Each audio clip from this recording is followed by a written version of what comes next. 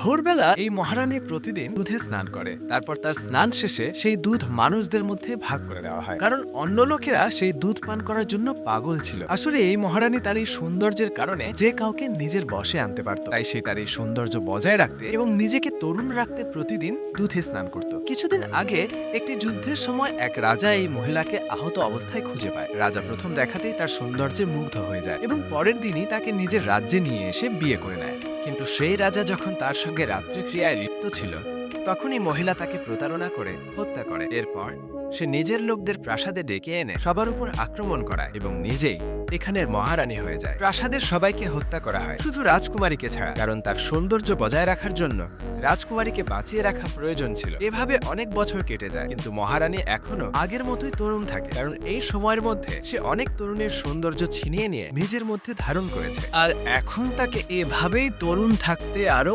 অনেক মেয়ের প্রয়োজন।